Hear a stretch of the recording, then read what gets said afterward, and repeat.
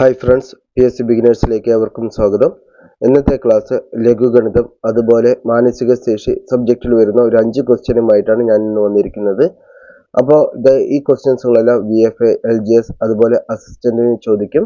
നമുക്കിപ്പോൾ ക്ലാസ്സിലേക്ക് കിടക്കാം. ഇവയെല്ലാം മുൻ വർഷ PSCയിലെ ക്വസ്റ്റ്യൻസ് ആണ് ഞാൻ സോൾവ് ചെയ്യുന്നത്. അപ്പോൾ ആദ്യത്തെ ക്വസ്റ്റ്യനിലേക്ക് കിടക്കാം. പ്ലസ് എന്നാൽ ഇൻറ്റു, മൈനസ് എന്നാൽ പ്ലസ് ആയാൽ 14 + 3 - 4 എത്രയാണ്?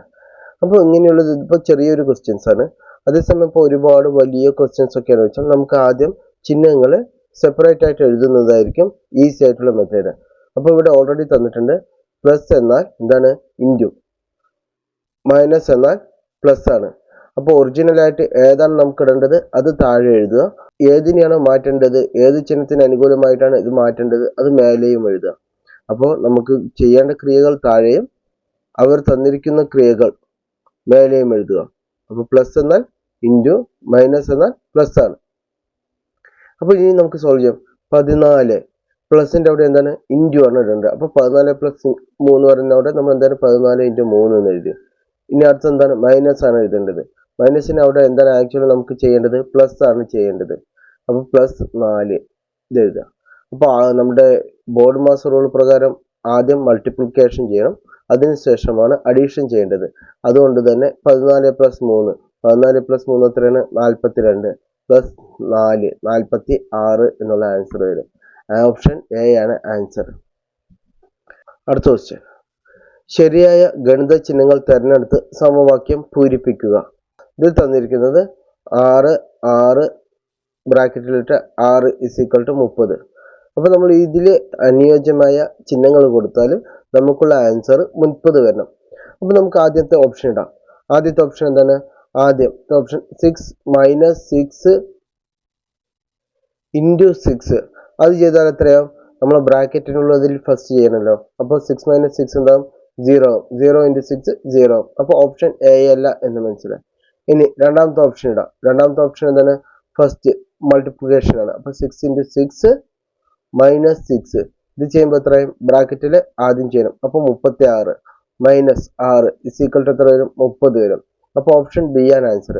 ഇനി നമുക്ക് സിയും കൂടി എന്താണെന്ന് നോക്കാം. 6 + 6 ഹരിക്കണം 6 6 + 6 ഹരിക്കണം 6. അപ്പോൾ എത്ര വരിക? 6 × 12 12 ഹരിക്കണം 6 2 ആണ് ആൻസർ വരിക. അടുത്തത് 6 ഹരിക്കണം 6 × 6. അപ്പോൾ എത്ര വരിക? 6 ഹരിക്കണം 6 1. ആദ്യം ബ്രാക്കറ്റിലുള്ള ചെയ്യണം. 1 × 6 6. അപ്പോൾ ഇതിലെ ശരിയായിട്ടുള്ള ആൻസർ ഏതാണ്? ബി ആണ് ഓപ്ഷൻ. അടുത്ത ക്വസ്റ്റ്യൻ. ശ്രേണിയിലെ അടുത്ത സംഖ്യ ഏത്? 12 6 24 12 48 24. 12 സീരീസ് നമ്മൾ ആദ്യം എഴുതുക. 12 6 24 12 48 24. അപ്പോൾ ഇതിൽ നമുക്ക് കാണാവുന്നത് ഇടയിലടിയുള്ള സംഖ്യകൾ ഇങ്ങനെ ഇൻക്രീസ് ആയിട്ടാണ് പോകുന്നത്. ആദ്യത്തെ സംഖ്യ 12, അതിനുശേഷം അത് കമ്മിയായി 6 ആയി, പിന്നെ വീണ്ടും ഇൻക്രീസ് ആയി, പിന്നെ വീണ്ടും കമ്മിയായി, പിന്നെ വീണ്ടും ഇൻക്രീസ് ആയി, വീണ്ടും കമ്മിയായി. അപ്പോൾ ഇങ്ങനെയുള്ള പാറ്റേണുകളിൽ സാധാരണ ഇടവിട്ടിട്ടുള്ള സംഖ്യകൾ തമ്മിൽ ഒരു കോമ്പിനേഷനും വേറെ സംഖ്യകൾ വേറെ കോമ്പിനേഷനുമായിരിക്കും. അപ്പോൾ ഇതിൽ 12 24 48 നമുക്ക് മനസ്സിലാവും ഇതെല്ലാം 2ന്റെ മൾട്ടിപ്ലിക്കേഷൻ ആണ്. അപ്പോൾ 12 2 24 24 2 48. അപ്പോൾ അടുത്തത് എന്തായിരിക്കും? 96 ആയിരിക്കും വരിക. വേറെ ഏതോ 6 രണ്ടാമത്തെ സംഖ്യ ഏതാണ്? 6 അതിന്റെ മൾട്ടിപ്ലിക്കേഷൻ 2 6 2 12 12 24 24. അതിന്റെ അടുത്തത് 48. ഇനി ഇതല്ലാണ്ട് തന്നെ നമ്മൾ നോക്കാം. 12 ഹരിക്കണം 6 2 12 ഹരിക്കണം 2 6 6 4 24 24 ഹരിക്കണം 2 12 12 × 4 48 48 ഹരിക്കണം 2 24 24 × 4 96. ഇങ്ങനെയും ചെയ്യാം. അതായത് ആദ്യം ഡിവൈഡഡ് ബൈ 2 ദെൻ × 4. ഈ ഒരു പാറ്റേണിലും നമുക്ക് കറക്റ്റ് ആയിട്ട് ഈ സംഖ്യ വരും. അപ്പോൾ അതിന്റെ ആൻസർ എന്ന് പറയുന്നത് ഓപ്ഷൻ ബി 96 ആണ്. അടുത്തത്. ഒരു കോഡ് ഭാഷയിൽ പോലീസ് എന്ന വാക്കിന് ഒമിയക്സി എന്ന് കോഡ് ചെയ്യാമെങ്കിൽ ലേബർ എന്ന വാക്കിന് എങ്ങനെ എഴുതാം? അപ്പോൾ നമുക്ക് നോക്കാം. പോലീസ്. ഓരോ വാക്കും സെപ്പറേറ്റ് ആയിട്ട് എഴുതുക. പോലീസ്. അതിന്റെ താഴെ തന്നെ എഴുതുക OMIEXY. ഇത് നോക്കാം. ഇതിലിപ്പോ പോലീസിന്റെ വാക്കുകൾ അതേപോലെ റിപ്പീറ്റ് ചെയ്യുന്നില്ല.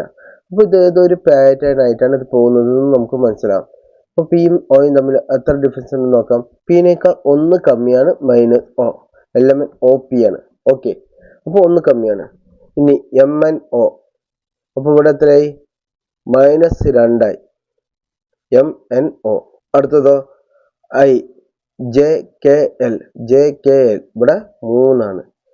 ഈ ആണെങ്കിലോ EFGHI 4 കമ്മിയാണ്. ഇനി XYZABC അപ്പൊ 5 കമ്മിയാണ്. ഇനി ഇവിടെയാണെങ്കിലോ YZABCDE 6 കമ്മിയാണ്. അപ്പൊ ഇതേ പാറ്റേൺ തന്നെ നമുക്ക് ഏതാ എഴുതേണ്ടത്? ലേബർ എന്നുള്ളത് LABOUR. അപ്പൊ എന്ത് എഴുതണം? എല്ലിനേക്കാൾ താഴെ K, ഒരെണ്ണം കമ്മി K. എന്റെ 2 കമ്മി. അപ്പൊ എത്രയാണ്?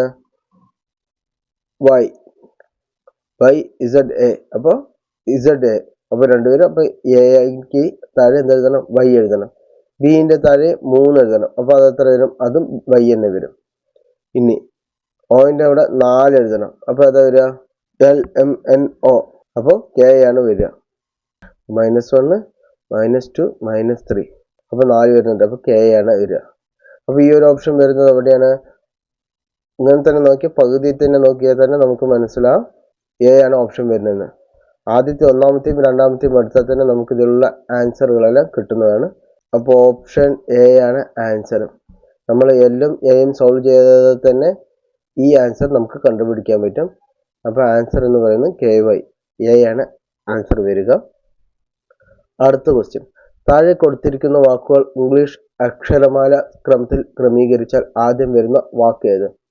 അപ്പോൾ ഇത് നമ്മൾ ചെയ്യേണ്ടത് എങ്ങനെയാണെന്ന് വെച്ചാൽ ആദ്യം എല്ലാ സംഖ്യയുടെയും എല്ലാ ഓപ്ഷൻ തന്നതിൻ്റെയും ഫസ്റ്റത്തെ അക്ഷരം എടുക്കുക. അപ്പോൾ ഇതിലേത് മനസ്സിലായി? ഇതിൽ C ആണ് ഫസ്റ്റ് വരുന്നത് മനസ്സിലായി. അപ്പോൾ ഓപ്ഷൻ Bയും Dയും നമുക്ക് കട്ട് ചെയ്യാം. ഓപ്ഷൻ ഫസ്റ്റ് തന്നിരിക്കുന്ന ക്ലൗഡും ഓപ്ഷൻ C ചെയിനും മാത്രമേ പിന്നെ എടുക്കാറുള്ളൂ. ഇനി അടുത്തത് എടുത്തു. എല്ലും എച്ചും ആണ് വരുന്നത്. അപ്പോൾ ഇതിൽ ഏതാണ് ഫസ്റ്റ് വരുന്ന ഇംഗ്ലീഷ് വാക്ക്? അത് H ആണ്. അപ്പോൾ ഓപ്ഷൻ C ആയിരിക്കും ആൻസർ. ഇതോടെ ഇന്നത്തെ ക്ലാസ് വൈൻഡ് അപ്പ് ചെയ്യുകയാണ്. ഈ മാനസിക ശേഷി എന്ന് പറയുന്നത് ഒരുപാട് ക്വസ്റ്റ്യൻസുകൾ ചെയ്തു പഠിച്ചാൽ മാത്രമേ നമുക്ക് എക്സാം ഹാളിൽ ഈസിയായി ചെയ്യാൻ കഴിയുള്ളൂ. അതുപോലെ അക്യുറേറ്റ് ആയിട്ടും ചെയ്യാൻ പറ്റുകയുള്ളൂ. ഞാൻ എപ്പോഴും പറയുന്ന പോലെ തന്നെ ലഘുഗണിതം, അതുപോലെ മാനസിക ശേഷി, മാത്സിലെ ക്വസ്റ്റ്യൻസുകൾ അവയ്ക്കെല്ലാം നമ്മൾ ഫുൾ മാർക്ക് വാങ്ങിച്ചു തന്നെ ആവണം. എന്നാൽ മാത്രമേ നമുക്ക് നല്ല മാർക്ക് സ്കോർ ചെയ്യാൻ പറ്റുകയുള്ളൂ. ഇന്നത്തെ ക്ലാസ് വൈൻഡ് അപ്പ് ചെയ്യണം. Thank you. ബൈ.